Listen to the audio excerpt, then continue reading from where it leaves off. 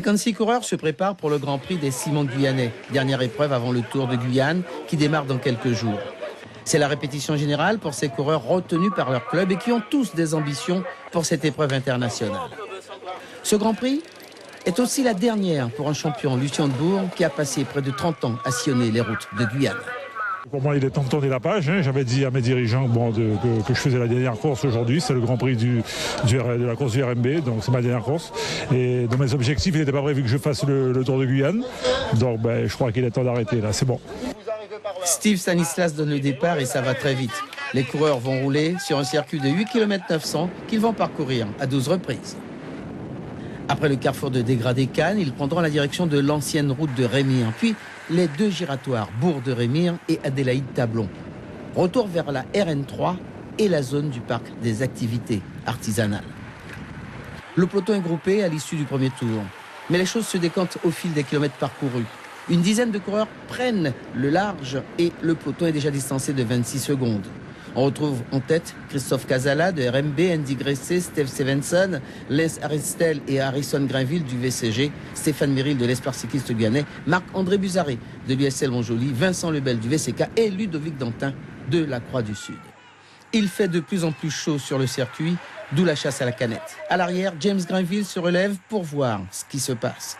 Le peloton est déjà battu, mais il faut remplir le contrat et aller jusqu'au bout. Un gros nuage vient perturber le bon déroulement de la course, histoire de rafraîchir les coureurs qui avaient vraiment très chaud. La situation en tête de course change. Ludovic Dantin, très en forme aujourd'hui, se lance dans une belle aventure en solitaire. Déjà vainqueur de 5 courses depuis le début de la saison, il pense à un 6e succès pour son club, la Croix-du-Sud, avant de rejoindre la sélection de la Guyane pour le Tour. À l'arrière, 2 hommes se sont lancés à sa poursuite, Andy Gressé du VCG et Marc-André Buzaré de l'USL Montjoly.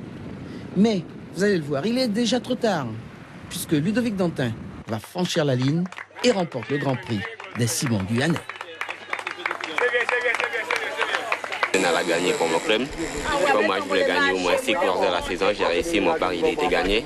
Donc je remercie mon club, les sponsors, toutes les personnes qui m'entourent. Je vous remercie. Marc-André Buzaré du SL Montjoly devance de quelques secondes Andy Gressé du club guyanais pour les 2 dernières places du podium.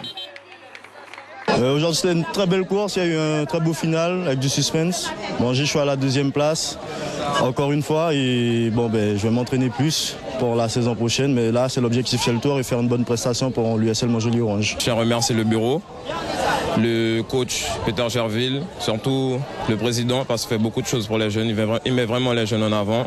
Puis bon, c'est vraiment de bon augure pour le tour. Toutes les catégories ont été récompensées. Place maintenant au Tour de Guyane 2016, qui commence samedi après-midi à Rémire-Montjoly.